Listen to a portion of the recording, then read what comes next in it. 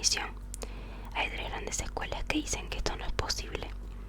La primera es la filosofía de la dialéctica, porque dice que todo cambia. La contrapostura de esta escuela es que es cierto que todo cambia, pero sin embargo hay una esencia que sostiene la posición inicial. La segunda escuela es el existencialismo de Sartre, que es un ateísmo coherente. Dice que como no hay Dios, no hay nada que pueda crear, no hay esencia, ya que solo hay esencia cuando algo lo piensa. El hombre es pura existencia y va creando su esencia a través de la libertad. Y la otra escuela es el nominalismo, que dice que la inteligencia humana no capta esencia, solo combina datos sensoriales. La escuela que sí cree que puede definir al hombre es el realismo, que dice que hay esencia y la podemos conocer. Podemos conocer con la inteligencia que trabaja a través de los sentidos. Por ende, hay esencia en animales, en plantas y en seres humanos. Una persona racional tiene sentimientos más profundos, es libre y maneja su conducta. El animal es no racional. El racionalismo define al hombre como un animal racional por sus deseos que no son inmediatos, porque sus deseos no son inmediatos y puede manejar su conducta. Es libre de elegir. Para elaborar una nueva buena definición debemos tener en cuenta el género más próximo y la diferencia específica.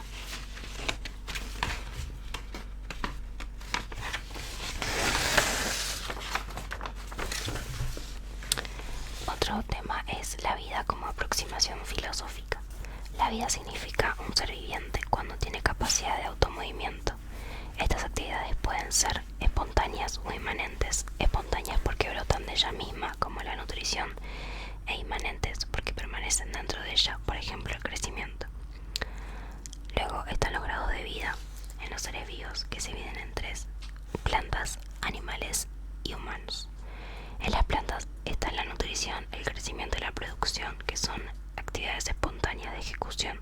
Estas son actividades vegetativas. En los animales se incluyen estas actividades vegetativas, pero además está el conocimiento sensitivo, el apetito sensitivo y el movimiento local, que estas son actividades de ejecución que tienen un plan de movimiento. Son actividades sensitivas. En el hombre están actividades vegetativas y las sensitivas, pero a su vez está el conocimiento intelectual, el apetito intelectual, que es la ejecución más la forma y su fin. El fin es lo que mueve a la gente.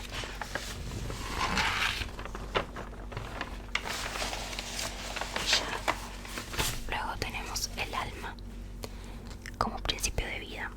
El ser viviente es una totalidad diferenciada y teológica. Todos los seres vivientes tienen algo distinto, organizados de una manera teológica, en una unidad.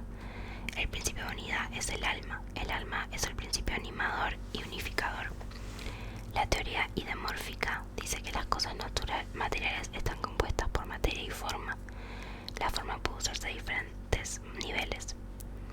El accidental es la estructura o determinación de la materia, y la esencia sustancial es la determinación de la esencia, es un principio determinador. Por ende, la materia más la forma es la esencia. El alma tiene potencias, facultades, principios operativos de un viviente. Es un principio motor interior que permite realizar actos. Es una capacidad para hacer un acto. Según Aristóteles, el alma es una forma sustancial del viviente. La materia es lo que está hecho y la forma es la configuración que toma la materia. El aspecto accidental es el conjunto de accidentes y el aspecto esencial es la materia y la forma.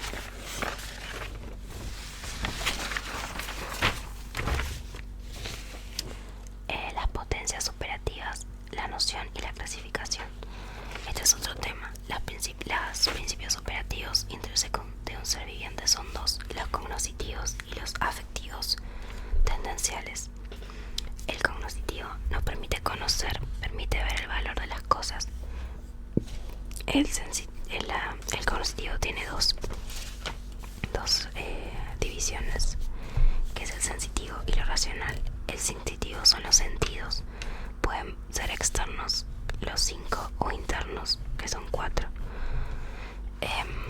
Y los racionales se basan en el pensar.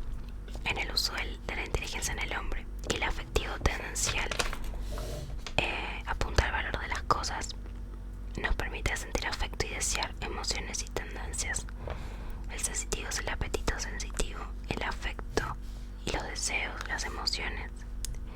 El apetito irascible o el apetito consubsible. Y lo racional es la voluntad de decidir libremente lo que deseo. Por ende, podemos concluir que las potencias cognitivas permiten conocer la verdad de las cosas, y los afectivos tendenciales permiten conocer el valor de las cosas. En el cognitivo entendemos los sentidos externos o internos, y en el afectivo tendencial tenemos los sensitivos, que son irascibles o consubsibles. Y en lo racional tenemos la inteligencia del hombre en el aspecto cognitivo, y en el aspecto afectivo tendencial tenemos la voluntad del hombre. Pero ahora nos vamos a lo que sería el panorama histórico. Bueno, primero voy a leer un texto de Reale que habla de bueno, la historia del pensamiento filosófico y científico. En primera parte dice que los expertos están de acuerdo en que para entender la filosofía de un pueblo y de una civilización es necesario referirse al arte, a la religión, a las condiciones sociopolíticas de dicho pueblo. El arte, porque el arte más elevado tiende a alcanzar mediante la intuición y la imaginación objetivos que también son propios de la filosofía. A la religión, porque aspira a alcanzar a través de representaciones no conceptuales y de la fe determinados objetivos que la filosofía busca alcanzar mediante los conceptos y la razón. Y a las condiciones sociopolíticas de dicho pueblo, ya que a menudo condicionan el surgimiento de determinadas ideas al crear las primeras formas de libertad institucionalizada y de la democracia, han permitido el nacimiento de la filosofía, que se alimenta de modo esencial de la libertad. Antes de que naciera la filosofía, los poetas tuvieron una enorme importancia para la educación y la formación espiritual del hombre. Los primeros griegos buscaron alimento espiritual, sobre todo en los poemas homéricos, la Ilíada y la Odisea. Los poemas homéricos contienen algunas particularidades que los diferencian de otros poemas que se hallan en el origen de otros pueblos y de su civilización. Los especialistas han hecho notar que los poemas homéricos, aunque están repletos de imágenes, situación y acontecimientos fantásticos, casi nunca entran en la descripción de lo monstruoso y de lo deforme. Esto significa que la imaginación homérica ya está estructurada según un sentido de la armonía, de la proporción, del límite y de la medida. Se ha advertido que el arte de la motivación constituye en Homero una auténtica constante. El poeta narra una serie de hechos, investiga también sus causas y razones. En Homero, la acción es acompañada por el principio de razón suficiente, donde cada acontecimiento recibe una rigurosa motivación psicológica. Otro rasgo de la epopeya homérica consiste en tratar de presentar la realidad en su integridad. Jagger decía: la realidad presentada en su totalidad. El pensamiento filosófico la presenta de forma racional, mientras que la épica la presenta de forma mítica. Para los griegos fue importante la teogonía de Hesíodo, que esboza una síntesis de toda una serie de materiales preexistentes relativo a dicho tema. La teogonía de Hesíodo cuenta el nacimiento de todos los dioses. Muchos dioses coinciden con partes del universo y con fenómenos cósmicos. La teogonía se convierte en cosmogonía, es decir, una explicación mítica, poética y fantástica de la génesis del universo, de los fenómenos cósmicos.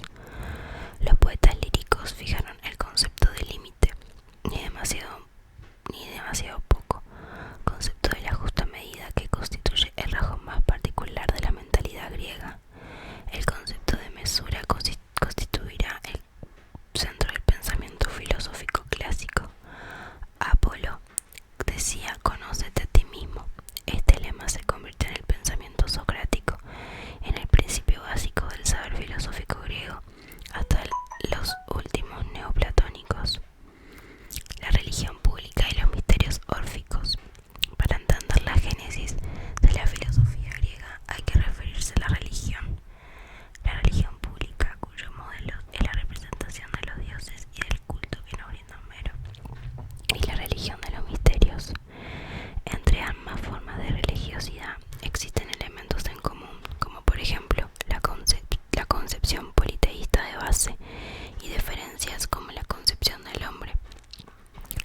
a su vez son importantes para explicar el nacimiento de la filosofía, aunque la segunda forma una especial importancia.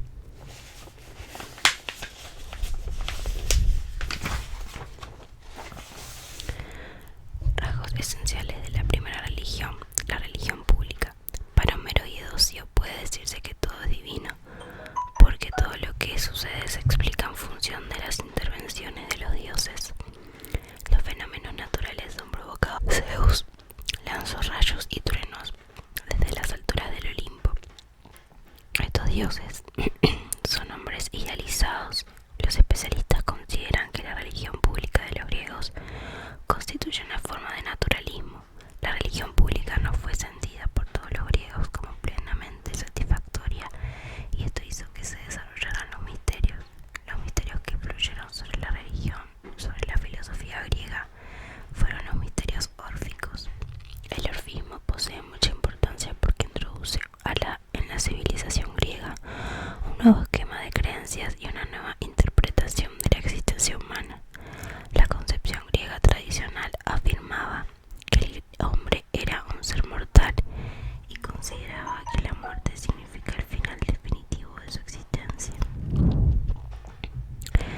El núcleo de las creencias órficas puede resumirse del modo siguiente: en el hombre se alberga un principio divino, un demonio que es el alma, que cae en un cuerpo debido a una culpa originaria. Este demonio no solo preexiste al cuerpo, sino que no muere con el cuerpo y está destinado a reencarnarse en cuerpos sucesivos. La vida órfica es la única que está en condiciones de poner fin al ciclo de las reencarnaciones, liberando así el alma de su cuerpo. Para quienes se hayan purificado hay un premio en el más allá. Para los que no lo lograron existen castigos.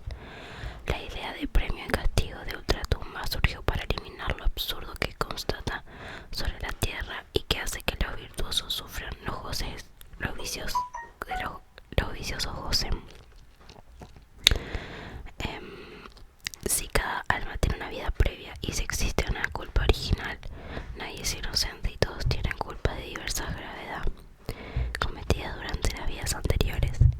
Sin el orfismo es imposible explicar a Pitágoras, Heráclito o Empédocles, y sobre todo no se explicarían gran parte del pensamiento de Platón.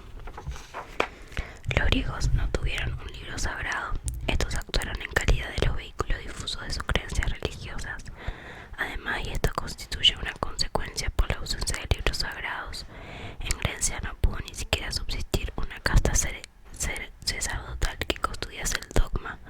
Los sacerdotes tuvieron un poder reducidísimo porque no poseían prerrogativa de conservar dogmas, no tenían exclusividad en las ofrendas religiosas. Las condiciones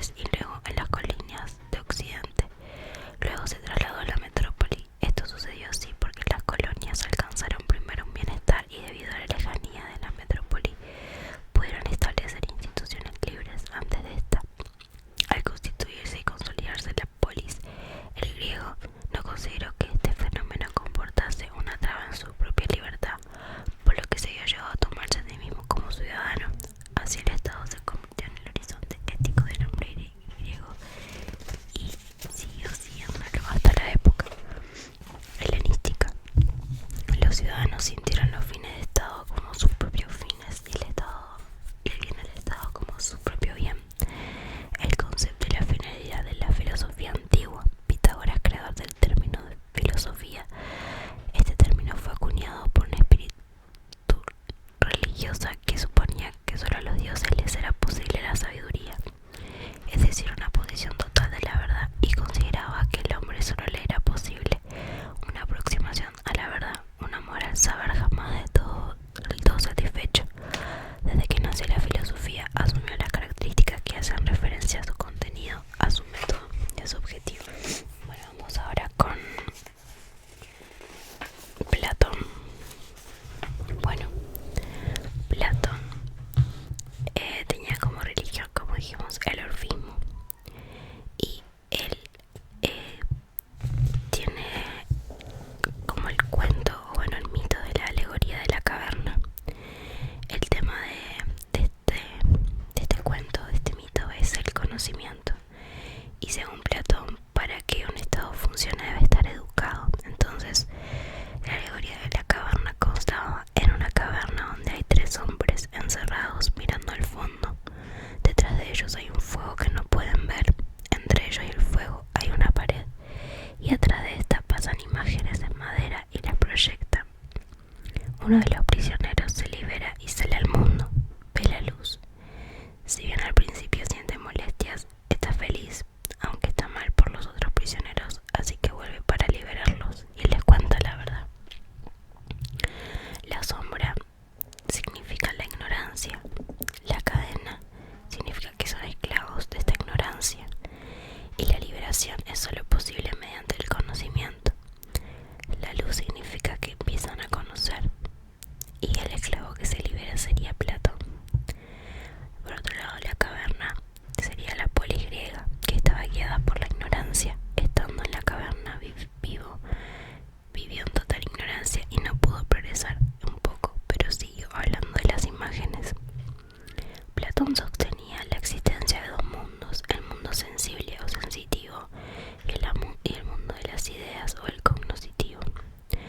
El mundo sensible existe. En este mundo existe la multiplicidad de imágenes y está guiado por las mismas.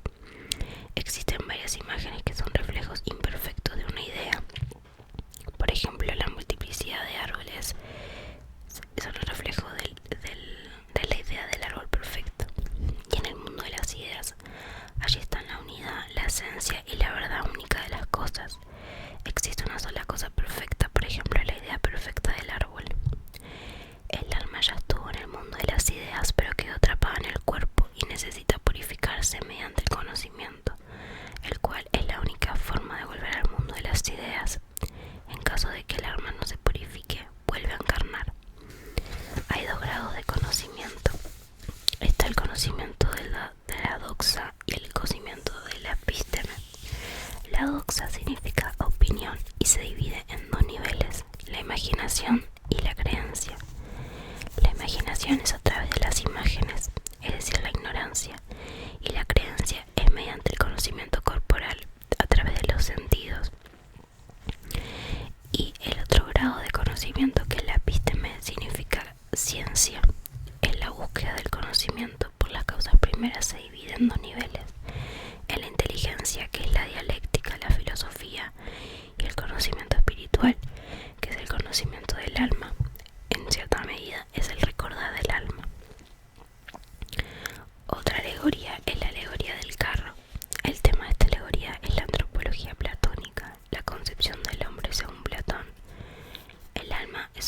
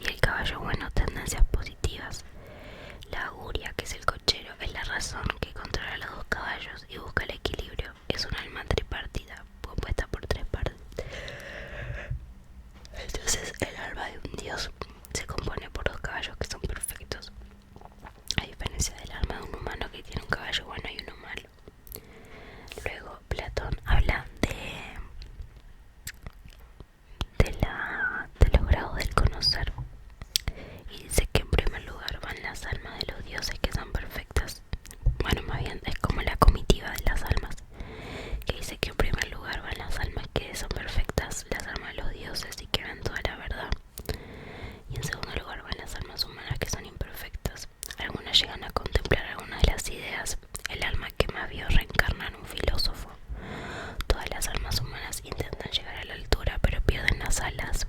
Pierden las alas porque estas crecen. ¿Por qué crecen?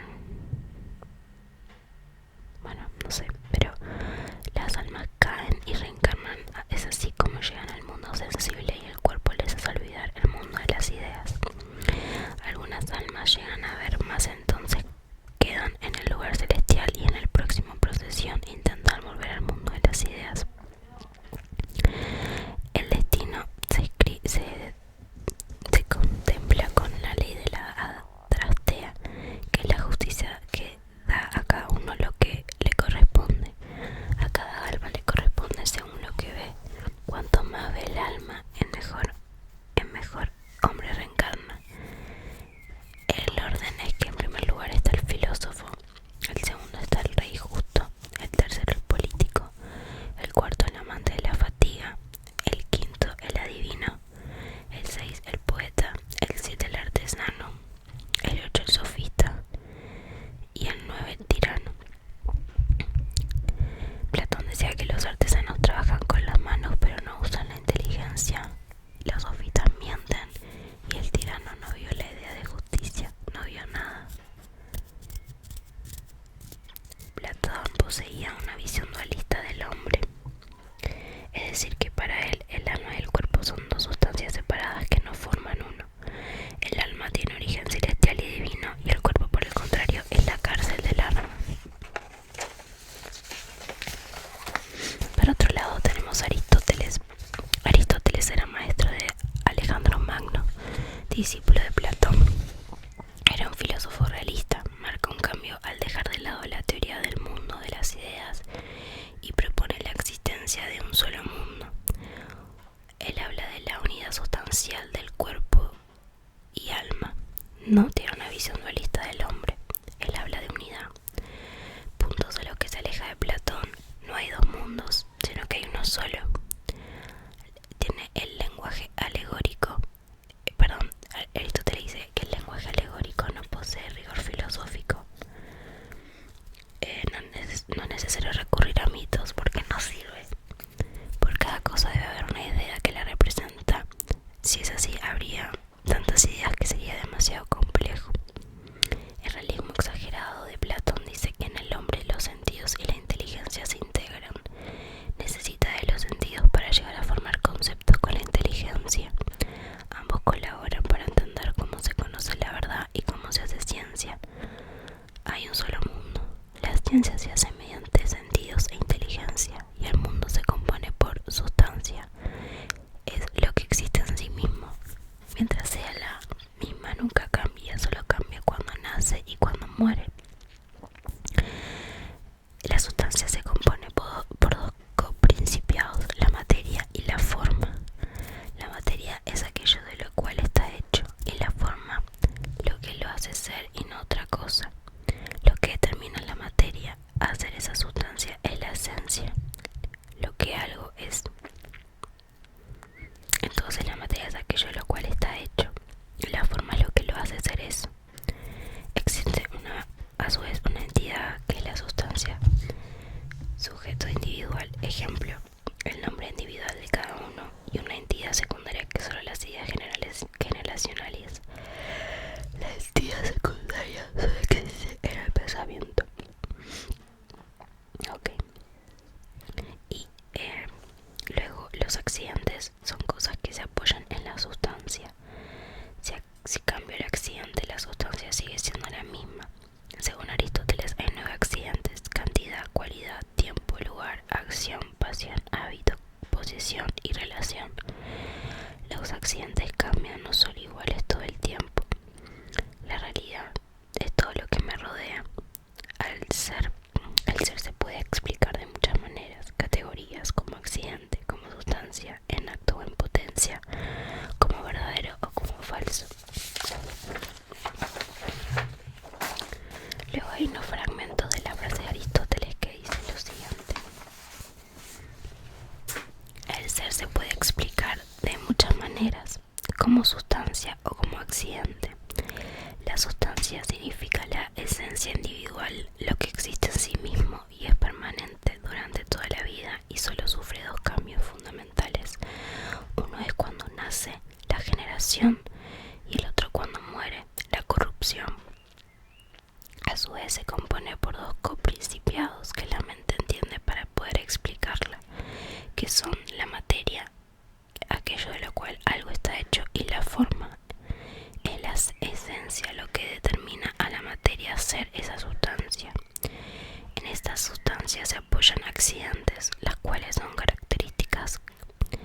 cambiante de la sustancia, la cantidad, el peso, podría ser el peso, la cualidad, que es una característica, el tiempo, la edad, el lugar, la acción, la pasión, lo que padece, la posición, el hábito, costumbre y la relación. También el ser se puede explicar como en acto o en potencia, en términos de movimiento. Una sustancia está en acto mientras es,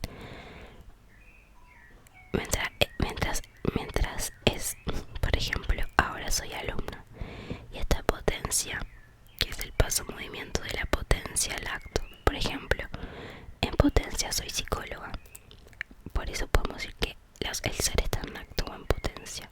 En acto es mientras es, y en potencia lo que va a ser el acto. Una vez que está en potencia, esta potencia se convierte en acto. Psicóloga recibida, y en potencia ser futura madre.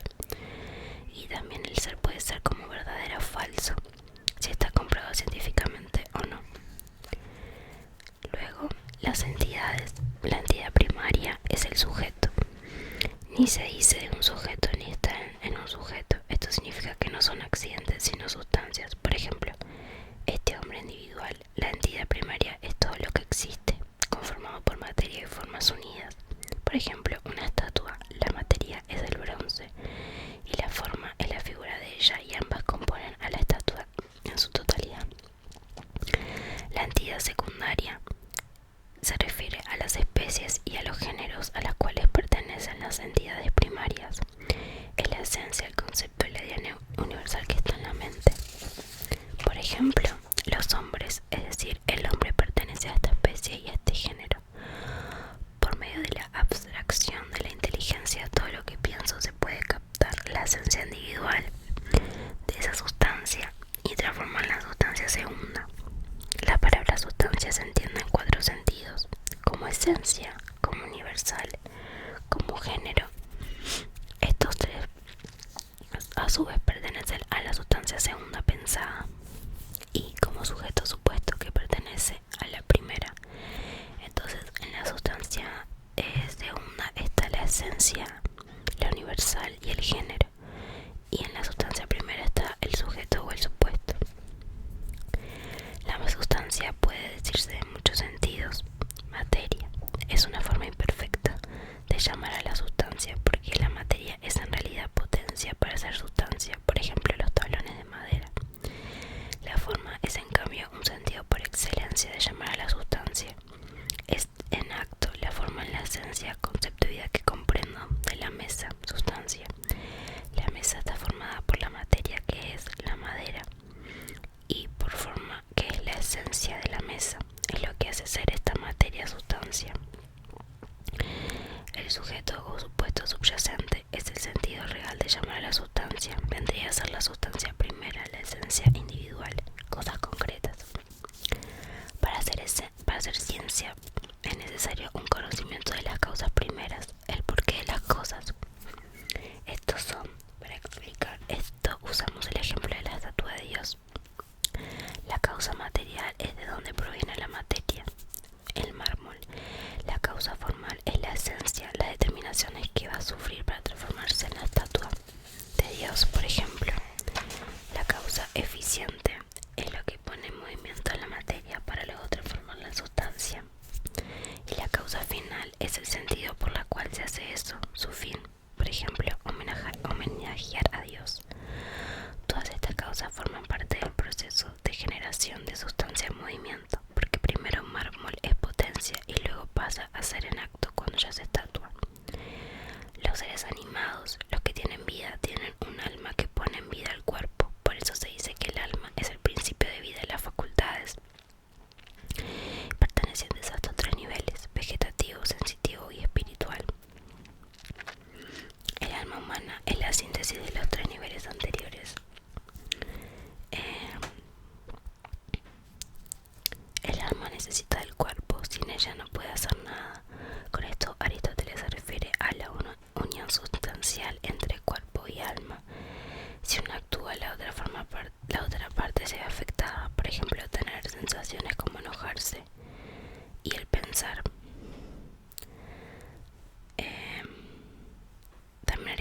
hace referencia a la unión sustancial entre alma y cuerpo. Uno actúa, el alma y la sustancia, y el otro lo padece, el cuerpo y la materia. Uno es movido, el alma mueve al cuerpo y el cuerpo está en potencia, ya que se puede mover por sí mismo, ya que no se puede mover por sí mismo, y el otro mueve al alma.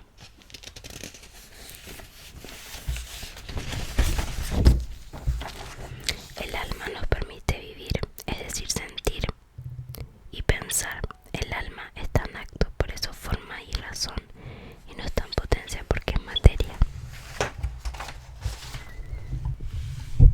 Bueno, para agregar a la unidad 2, en el aspecto de la historia, tenía que agregar características del mundo griego. Y bueno, para eso voy a citar a Guardini, que bueno, en el mundo griego, en la edad antigua, al dios, en el aspecto de Dios, había creencias religiosas, que hay un supremo que forma parte del mundo al igual que otros, y el destino domina a los dioses y a los hombres. Hay una justicia imperante, hay un orden racional que regula y dirige todo. Todo tiene un ordenamiento último.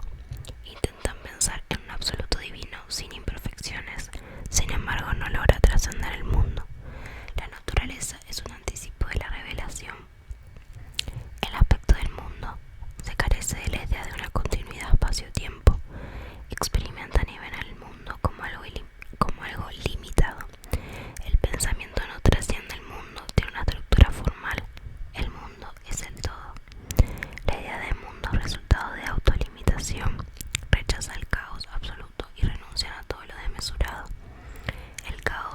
El mundo mantiene un sentido de armonía, percibe lo existente como cosmos, un todo y bello.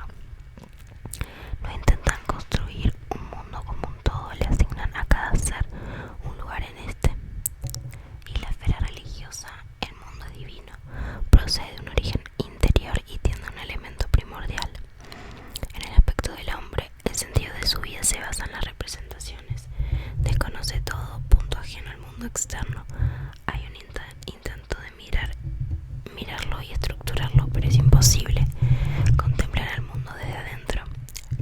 Los mitos son figuras y acontecimientos que interpretan el mundo y sus elementos y al hombre, y le da al hombre la posibilidad de enterarse de su existencia. Con el tiempo, el sentimiento religioso se desliga de los mitos y pasan a ser motivos filosóficos y éticos. Sin embargo, los mitos mantienen la libertad característica. Carece de toda pretensión de totalidad y libertad característica, y de totalidad y definida. Dependen del enfoque del pensamiento. No hay nada definitivo. Y el ordenamiento del individuo a la polis está unido con ambiciones políticas. Y otra cosa que tendría que agregar es la síntesis de los presocráticos. Bueno, en la religión griega